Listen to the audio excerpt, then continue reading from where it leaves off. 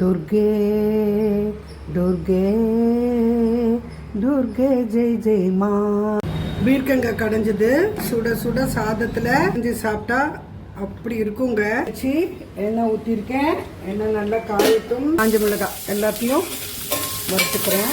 அதனால் நம்ம உப்பு போட வேண்டிய அவசியம் இல்லை.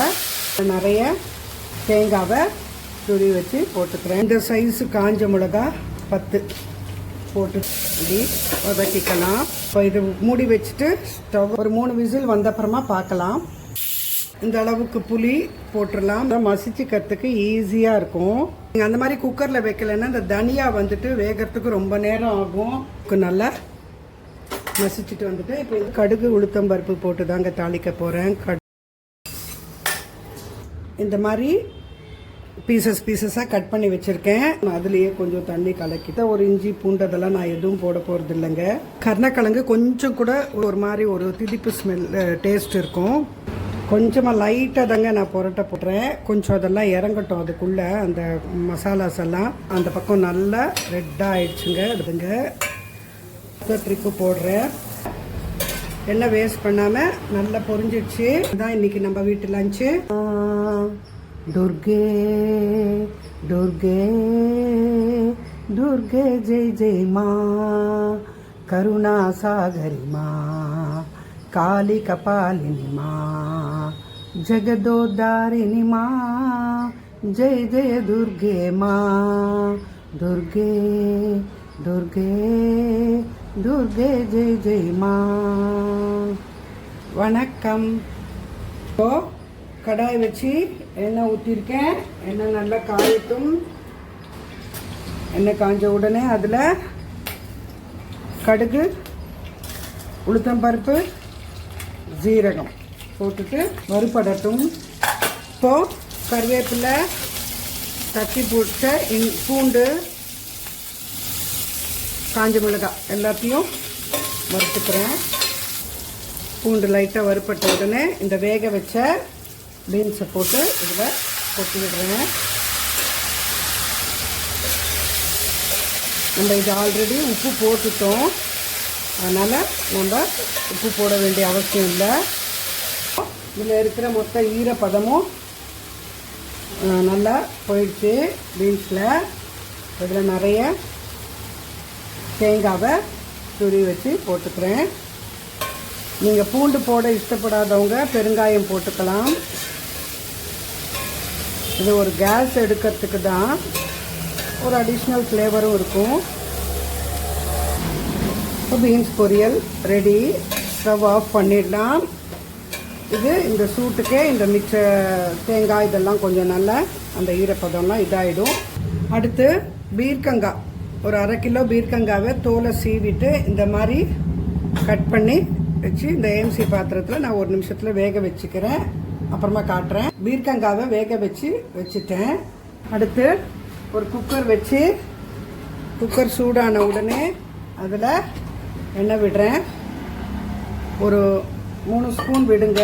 இதுக்கு கொஞ்சம் எண்ணெய் நல்லா இருந்தால் நல்லாயிருக்கும். குக்கர் சூடாகிடுது. இப்போ அதில் தனியா ஒரு 2 ஸ்பூன் இருக்குங்க. தனியா பெரிய ஸ்பூனில் இந்த ஸ்பூனில் போட்டுட்டு அதுலேயே ஒரு இந்த சைஸு காஞ்ச மிளகா 10 போட்டுட்டு கொஞ்சம் லைட்டாக வறுபடட்டும். ரொம்ப தீய வச்சிடாதுங்க. குறைச்சி வச்சுக்கலாம் தீ. இப்போ அது லைட்டாக வறுபட்ட உடனே தக்காளி ஒரு பெரிய சைஸ் தக்காளி இல்லை 2 மீடியம் சைஸ் தக்காளி. நம்ம புளியும் போட போகிறோம். அதனால் புளி ஜாஸ்தி வேணான்னா நீங்கள் தக்காளி நிறைய போட்டுக்கோங்க. இல்லை தக்காளி கம்மியாக போட்டுக்கிட்டு புளியை ஜாஸ்தியாக போட்டுக்கிறதா இருந்தாலும் போட்டுக்கோங்க. இப்போ இதை நல்லா இப்படி வதக்கிக்கலாம். இப்போ தக்காளி கொஞ்சம் வதங்கட்டும். இது நம்ம எப்படியும் குக்கரில் வச்சு வேக வைக்க தான் போகிறோம். இப்போ இதில் கொஞ்சம் வதங்கின உடனே தக்காளி இதில் இந்த அளவுக்கு தண்ணி ஒரு சின்ன கிளாஸ் அளவுக்கு தண்ணி ஊற்றிட்டு குக்கரை மூடி வச்சுட்டு இதில் வெங்காயம் கூட வேணுமுன்னா போட்டுக்கலாம். நான் போடலைங்க, எனக்கு பிடிக்கிறதில்ல வெங்காயம் போட்டால். இப்போ இது மூடி வச்சுட்டு ஸ்டவ்வை பெருசாக வச்சுட்டு இப்போ இது ஒரு 3 விசில் வந்தப்புறமா பார்க்கலாம். இப்போ 3 சவுண்டு வந்துச்சு, ஆஃப் பண்ணிடுறேன். குக்கர் விசில் அடங்கிடுச்சு, எடுத்துடலாம். இப்போ இது எதுக்கு நம்ம வேக வச்சிடணும்னா இந்த தனியா வந்துட்டு டக்குன்னு நல்லா மசிச்சிக்க முடியாதுங்க, அதுக்காக தான். இப்படி கொஞ்சம் வெந்துருச்சுன்னா நல்லா உங்களுக்கு மசிஞ்சிடும். இதில் இந்த வேக வச்ச பீர்க்கங்காய் இதில் போட்டுடலாம். ஏன்னா இது பீர்க்கங்காய் வந்து அதுலேயே வச்சு நம்ம குக்கரில் வச்சோன்னா அது ஒரு மாதிரி ரொம்ப குழஞ்சிரும். ஸ்டவ் ஆன் பண்ணிக்கலாம்.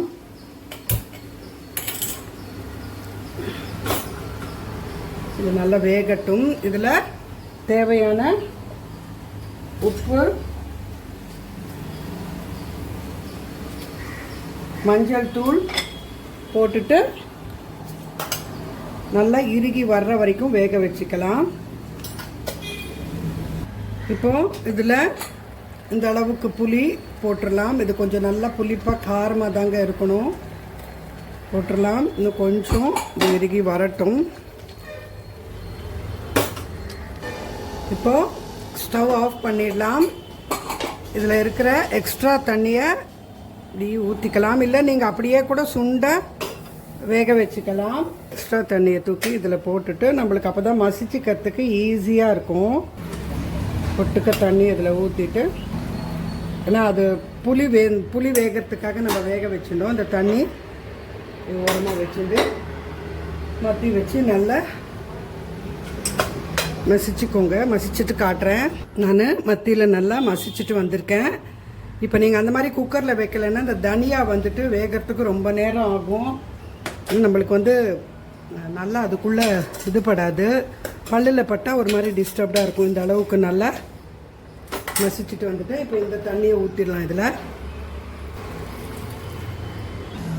மொத்தத்தையும் ஊற்றிட்டேன். இப்போ இதை வச்சு நல்லா கொஞ்சம் நேரம் வேக வச்சுக்கலாம். இப்போது அந்த பீர்க்கங்காய் மசியலை தாளிச்சுக்கிறதுக்காக ஒரு கடாயில் எண்ணெய் விட்டுருக்கேன். இது கொஞ்சம் நல்லா எண்ணெய் வந்து மிதங்கின மாதிரி இருந்தால் தாங்க நல்லாயிருக்கும். தாளிப்பு போட்டுக்கலாம். நான் வந்து கடுகு உளுத்தம் பருப்பு போட்டு தாங்க தாளிக்க போகிறேன். கடுகு, உளுத்தம் பருப்பு, ஜீரகம் வறுபட்டுருச்சு. இதுலேயே கொஞ்சம் கருவேப்பிலை, கொஞ்சம் பூண்டு, எண்ணெய் இல்லையா கொஞ்சம் தெளித்த உடனே ஏதாச்சும் இந்த பூண்டை நீங்கள் இந்த தக்காளி, காஞ்ச மிளகா, தனியாலாம் வறுத்துக்கச்சே கூட அதோடு சேர்த்து வறுத்துட்டு நீங்கள் கடைஞ்சிக்கலாம். பட் இப்படி போட்டால் தான் எனக்கு பிடிக்கும். இப்படி போட்டால் நல்லாயிருக்கும். இப்போ அந்த தாளிப்பை தூக்கி இந்த இதில் போட்டுடலாம். இந்த கடைஞ்சதில் உங்களுக்கு இந்த கன்சிஸ்டன்சி போகிறோம் அப்படின்னா இப்படியே விட்டுடலாம். இல்லை கொஞ்சம் திக்காக வரணும் அப்படின்னா இன்னும் கொஞ்சம் கூட நீங்கள் வேக வச்சுட்டு திக்காக பண்ணிக்கலாம். அடுத்து நான் வந்துட்டு கருணக்கிழங்கு அதை இந்த மாதிரி பீசஸாக கட் பண்ணி வச்சுருக்கேன். கொஞ்சம் திக்காகவே கட் பண்ணியிருக்கேன். இதை புளி தண்ணியில் லைட்டாக புளியை கரைச்சிக்கிட்டு அந்த புளி தண்ணியில் போட்டு வச்சுருக்கேன். இது நசா அப்படின்னு சொல்லுவாங்க இல்லையா, அதனால் இது ஒரு 1/2 hour நான் புளி தண்ணியில் போட்டு வச்சுட்டேன். இப்போ இதை நல்லா நான் வாஷ் பண்ணிவிட்டு வேக வச்சுக்க போகிறேன். இப்போது கருணக்கிழங்கை நல்லா 4-5 வாட்டி வாஷ் பண்ணிட்டு வந்துட்டேன். இதை அப்படியே நான் மூடி வச்சு இந்த ஏஎம்சி பாத்திரத்தில் வேக வச்சுக்க போகிறேன். இப்போது இந்த கருணக்கிழங்குக்கு ஒரு மசாலா ரெடி பண்ணிக்க போகிறேன். மிளகாய் தூள் ஒரு 1.5 ஸ்பூனு, அப்புறமா மஞ்சள் தூள், தனியாத்தூள் கொஞ்சம், தேவையான அளவுக்கு உப்பு, அதுலேயே கொஞ்சம் தண்ணி கலக்கிட்டு இப்படி இது பண்ணி இதை மிக்ஸ் பண்ணிக்கிறேன். இதில் எந்த ஒரு இஞ்சி பூண்டதெல்லாம் நான் எதுவும் போட போகிறது இல்லைங்க. இப்படி வர்ற மாதிரி பிசைஞ்சுட்டேன். இப்போவே உப்பு காரம் இதில் பார்த்துக்கோங்க, உங்களுக்கு ஒரு ஐடியா வரும் இல்லையா, அதுக்கு சரியாக இருக்குமாண்ணே போகிறோம். ஒருவேளை மசாலா உங்களுக்கு பத்தலைன்னா திருப்பி கூட நீங்கள் மசாலா புரட்டிக்கலாம். நான் ரொம்ப மசாலா போட போகிறதில்ல. அது புளி தண்ணியில் வெந்ததுனா ஊற வச்சதுனால கொஞ்சம் புளிப்பு ஏறிக்கும். அதனால் இதில் எதுவும் போட வேண்டாம் புளிப்பெல்லாம். கருணக்கிழங்கு கொஞ்சம் கூட ஒரு திதிப்பாக, கொஞ்சம் ஓரளவுக்கு ஒரு மாதிரி ஒரு திதிப்பு ஸ்மெல் டேஸ்ட் இருக்கும். அதனால் இதுவே போகிறோம். நான் ரொம்ப லைட்டாக தான் மசாலாவை வந்துட்டு அந்த பீசஸ்க்கு புரட்டிக்க போகிறேன். இப்போ கருணக்கிழங்குல நான் மசாலா புரட்டி வச்சிடுறேன். கொஞ்சமாக லைட்டாக தாங்க நான் புரட்ட போகிறேன், ஏன்னா எனக்கு ரொம்ப காரம் தேவையில்லை. இப்படி எல்லாத்துக்கும் நான் இந்த மசாலாவை புரட்டிட்டு காட்டுறேன். எல்லாத்துக்கும் அப்ளை பண்ணிவிட்டு இப்போ எல்லாத்தையும் இந்த மாதிரி நல்லா புரட்டி வச்சுட்டேன். ரொம்ப லைட்டாக தான் நான் போட்டிருக்கேன், ஏன்னா இது கரெக்டாக இருக்கும். ரொம்ப காரமாக இருந்தால் அவ்வளோ நாங்கள் சாப்பிட்றதில்ல ரொம்ப காரத்தை. இதுக்கு எவ்வளோ தேவையோ அது கரெக்டாக இருக்கும். இப்போ எல்லாத்தையும் புரட்டி வச்சுட்டேன். இது ஒரு 15 மினிட்ஸ் அப்படியே ஊற வச்சிடுறேன். கொஞ்சம் அதெல்லாம் இறங்கட்டும் அதுக்குள்ளே, அந்த மசாலாஸ் எல்லாம். கருணக்கிழங்கை வறுக்கிறதுக்கு கடாயை வச்சு, கடாய் சூடாயிடுச்சு. நான் கொஞ்சம் கொஞ்சமாக எண்ணெய் விட்டு வறுக்க போகிறேன். எண்ணெய் சூடாயிடுச்சு. இப்போ இதில் நான் கொஞ்சம் கொஞ்சமாக போட்டு வறுத்துக்க போகிறேன். நீங்கள் தவாவில் கூட வறுத்துக்கலாம். எனக்கு இந்த பாத்திரத்தில் கொஞ்சம் கம்மியாக எண்ணெய் பிடிக்கும், அதனால் நான் இந்த பாத்திரத்தில் இதை வறுத்துக்கிறேன்.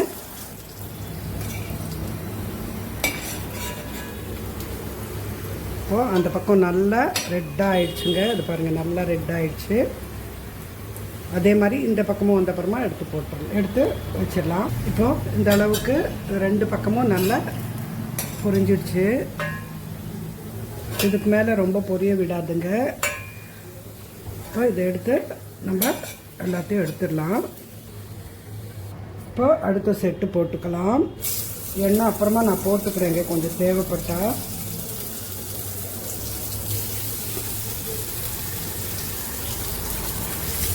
இப்படி கொஞ்சம் கொஞ்சமாக போட்டு வறுத்துக்கலாம். அடுத்த செகண்ட் ட்ரிப்பும் வந்துட்டு நல்லா வெந்துடுச்சு. இப்போ தான் கொஞ்சம் எண்ணெய் குறைஞ்சிருக்குது. எடுத்துட்டு இப்போ கொஞ்சம் எண்ணெயை போட்டுப்பேன் நான். இதில் மற்ற பாத்திரத்தை விட கம்பேரிட்டிவாக உங்களுக்கு ரொம்ப கம்மி தான் எண்ணெய் ஆகும். நிறைய போட்டுட்டு அதை எடுத்து வைக்கிறதுக்கு நம்மளுக்கு தேவையானது வரைக்கும் போட்டு இப்போ அதில் அடுத்த ட்ரிப்பு போடுறேன். இதே மாதிரி மொத்தத்தையும் நான் வறுத்து எடுத்துக்கிறேங்க. இப்போது கடைசி ட்ரிப்பும் போட்டு நல்லா வறுத்துண்டாச்சு. அதே எண்ணெய் தாங்க, அதுக்கு மேலே நான் எண்ணெய் போடலை. எண்ணெய் தேவையில்லை. எண்ணெய் வேஸ்ட் பண்ணாமல் நல்லா பொரிஞ்சிடுச்சு. பீர்க்கங்காய் கடைஞ்சது, இதை பஜ்ஜின்னு சொல்லுவாங்க. இதை சுட சுட சாதத்தில் நெய் விட்டு இதை போட்டு பிசைஞ்சு சாப்பிட்டா அப்படி இருக்குங்க. அப்புறம் அதுக்கு கருணக்கிழங்கு ரோஸ்ட் பண்ணியிருக்கேன் கம்மி ஆயிலில் ஏஎம்சி பாத்திரத்தில். அப்புறம் பீன்ஸு தேங்காய் போட்டு பொரியலுங்க. ஒரு கடையல், ஒரு வறுவல், ஒரு பொரியல். இதுதான் இன்றைக்கி நம்ம வீட்டு லஞ்சு. தேங்க்யூ. என்னோட டிஷ்ஷஸை எல்லோரும் பார்த்து லைக் பண்ணி ஷேர் பண்ணி அப்படியே சப்ஸ்கிரைப் பண்ணிக்கோங்க சேனலை. தேங்க்யூ.